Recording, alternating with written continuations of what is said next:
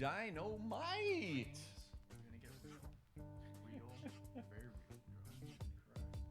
I think so. Testing. Oh, yeah, look at that. Hello. Hi, Joe. Welcome to the Injury Advocates Podcast with Joseph Diaguano and Matthew Story. That's me, Matthew Story. Hello. And for our inaugural episode, we're going to talk. We're going to talk to Matt. Me. Figure out how he became a lawyer and maybe why he became a lawyer. That is the question everyone wants to know is why did Matt Story become a lawyer? Yeah, why did you become a lawyer? I ask that question every day. Why I wanted to become a lawyer. Well, I have a common saying that I heard from somebody, and I can't attribute it correctly to anybody specifically, but I heard this a long time ago. Law school is for egomaniacs and masochists, and you have to decide which one you want to be to go to law school. And so I'm a masochist. I apparently love pain, but I think in reality it's a deeper underlying just principle of helping people. I really wanted, I love taking on problems. I love problem solving. I like getting in the weeds on issues and trying to assist people, and especially people that are often at their worst and really genuinely don't need to be sold something. They need assistance. And I feel like for all of the pitfalls that the legal system has in America, and I feel like there is still a way for justice to be done. And at some point, while I was working in politics, I became apathetic towards the political process and more geared towards the legal process. And so for me, it's absolutely comes from a place of wanting to help people. Obviously, financially, it's a great way to make money, but for the job we do and the people we represent here, it's definitely fills a part of my soul that I wouldn't get otherwise, and that's assisting people who are literally dealing with probably the worst day of their life. So for me, it was a matter of how many doors would open up with a legal degree. It was one of those things growing up, the idea of the Renaissance man, jack of all trades, and not pigeonholing yourself. You know, you go and you get a criminal justice degree, at least at the time. The idea was, okay, you're probably going to go into law enforcement or something along those lines. Right. And I initially thought I would become a doctor. And again, yes, you kind of pigeonhole yourself, but you've got a wide variety of specialties you can go into. And when that didn't go the way that I thought it would go, I figured, okay, the next best degree would be a JD because it would open up more doors. I could go into entertainment industry. I could go into medicine if I wanted to. You're still technically a doctor. I feel like one. Count it. And so for me, it was a matter of what degree opened up the most doors and opportunities. That's fair. When did you make that decision? That it was no more about the doctor stuff. It was like, I want to be a lawyer. Probably the year in between college and law school. I took a year off. Which was what year, Joe? It was a long time ago, 1999. And so for me, it was, okay, I have two friends in law school. They really like what they're doing, and they convinced me that would be the next best thing than trying to pursue medicine. And look at you now, 26 years later. Look at me now. Cool. And what do you do now, Joe? We'll talk about that later.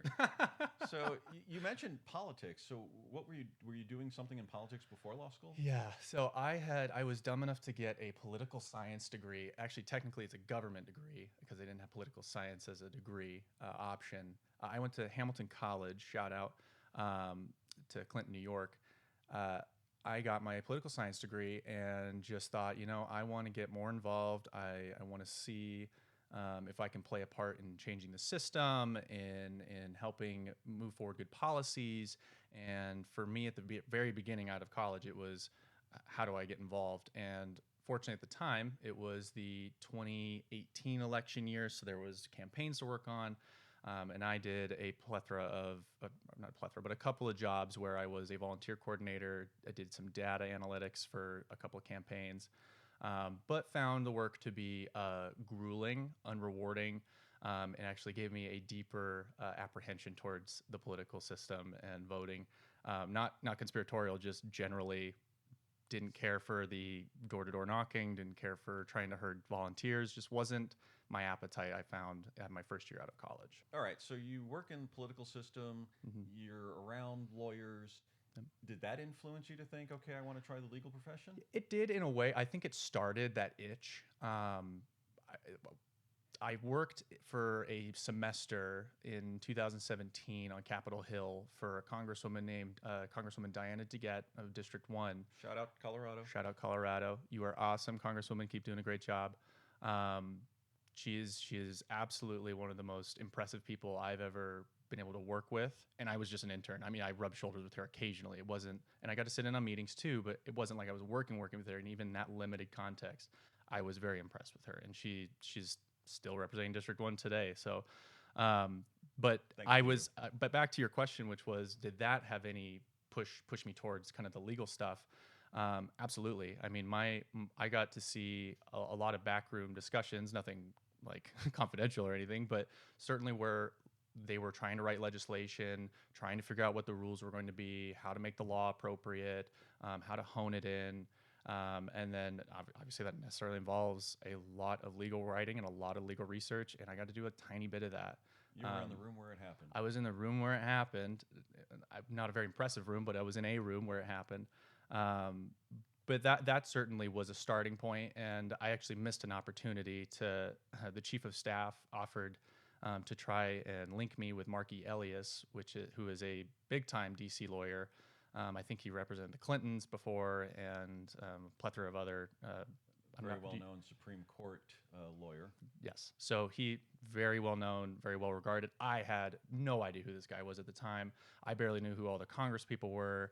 I knew nothing, and I think the line "You know nothing, Jon Snow" certainly applied to me at that point because I was passionate and eager. I just didn't know why or for what particular reason, but I knew I wanted to be somewhere where things were happening, and that 2017 spring was Trump's first 100 days, and there was a lot happening.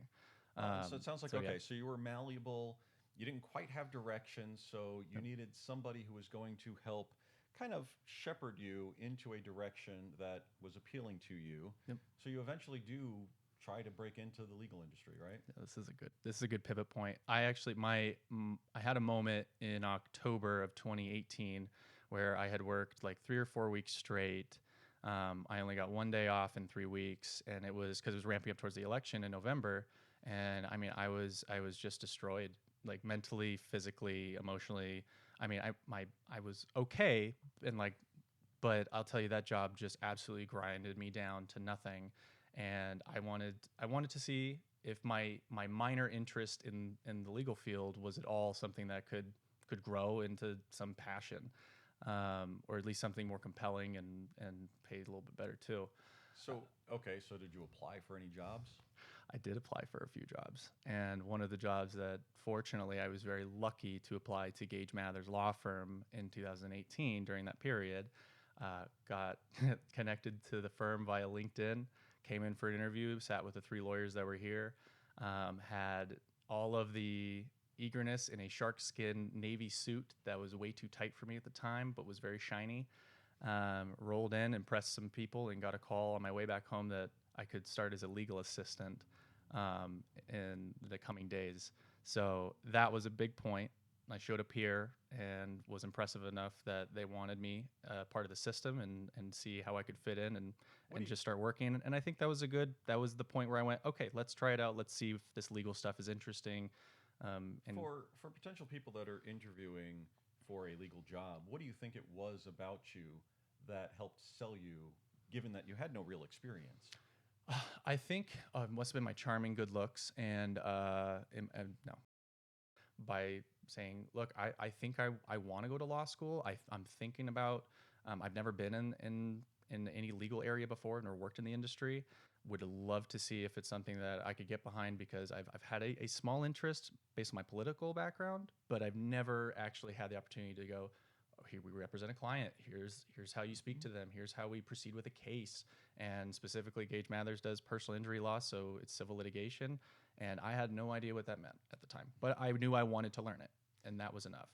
And I can tell you that you clearly passed the very initial phase because immediately we were brought in to come talk to you, which I will tell you did not happen with every applicant.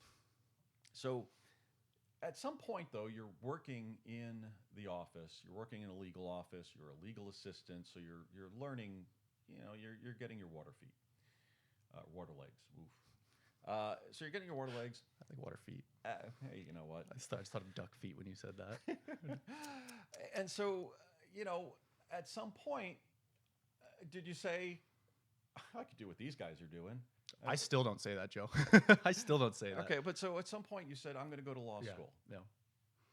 I certainly did. I have to think it was probably, I don't think I can point to a specific point where I went, you know what, I could do this really well, and I'm really smart, and lawyering is definitely the thing I want to do. I think it was always kind of a step-by-step confirmation for me of going, okay, I figured that problem out. I help that client's not totally pissed at me.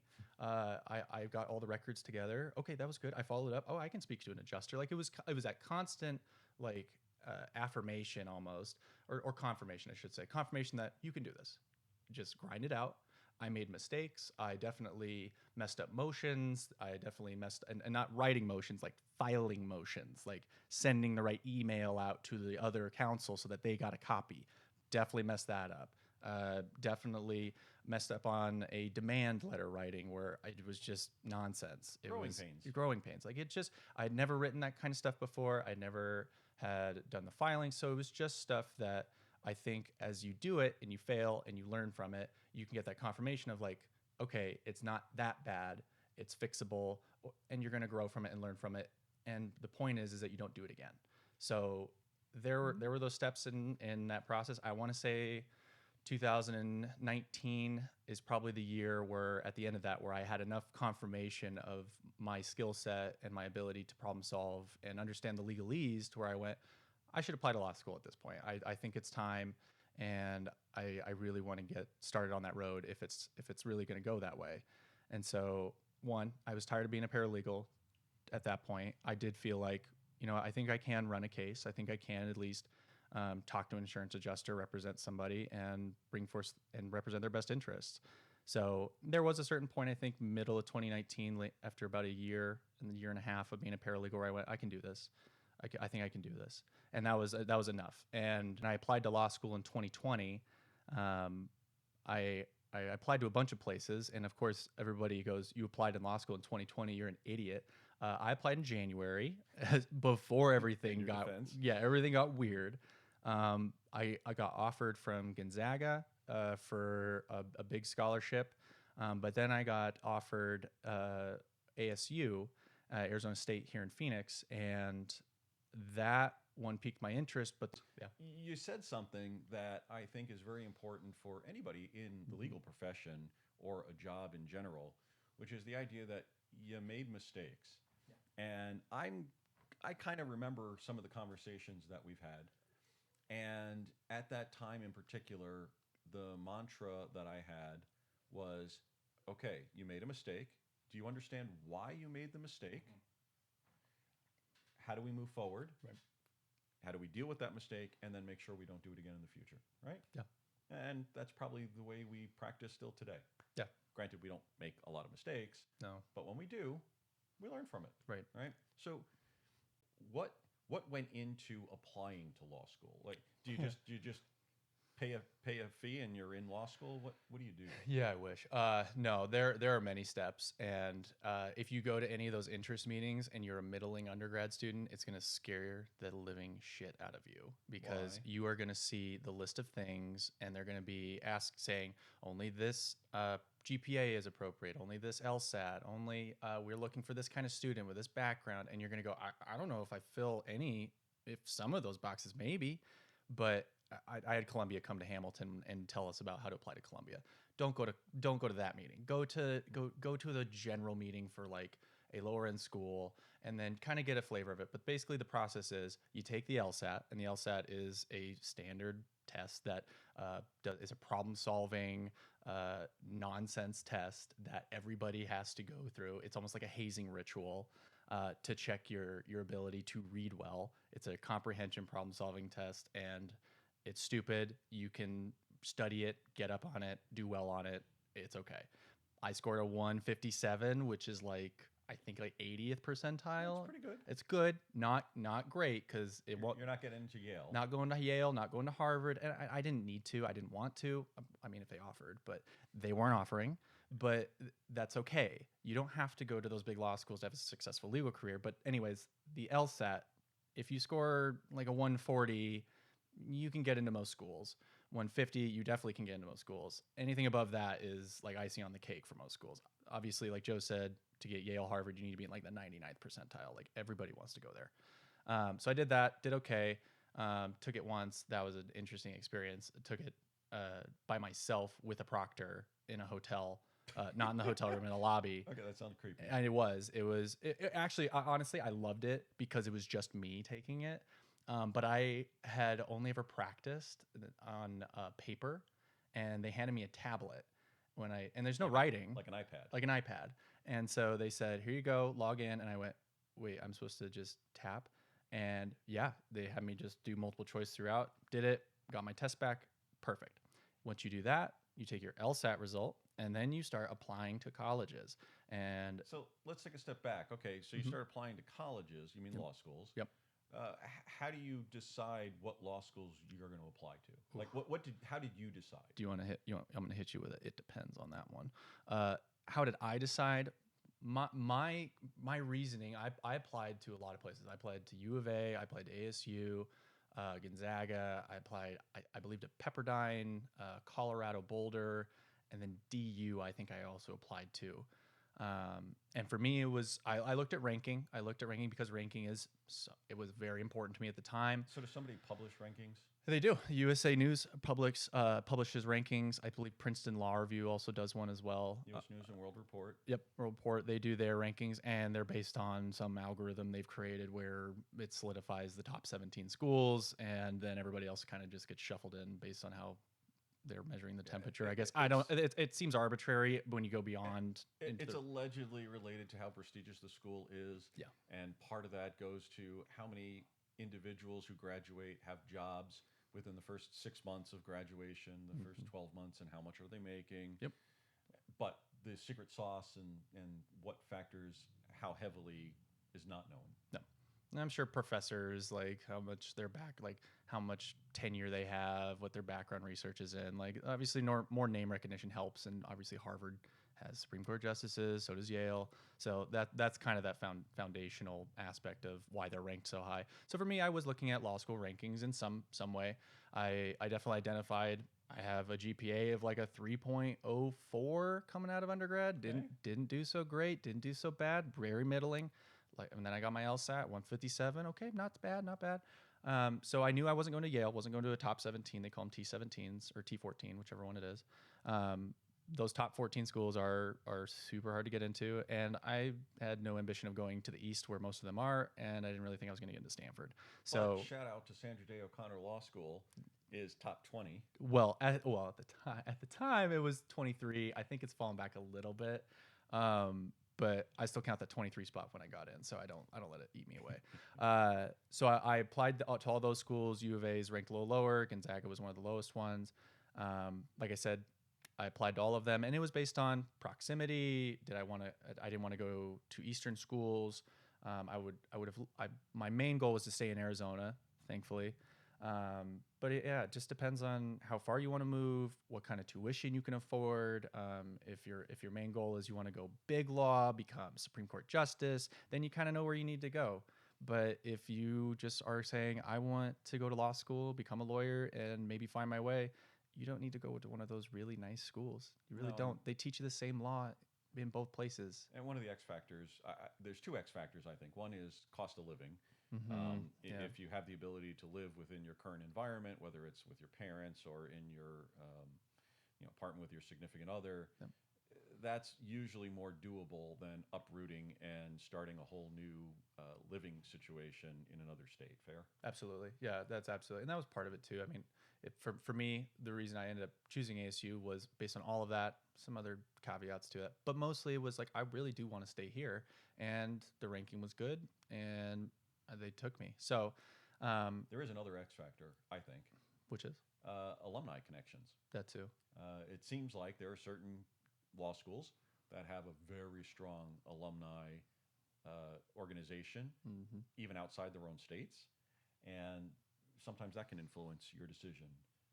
So, like schools like Pepperdine, Notre Dame have very strong Huge. alumni groups. Huge. Yep. Yeah. So, all right. So, before we get into actually what law school is like, we're going to take a commercial break. We'll be right back.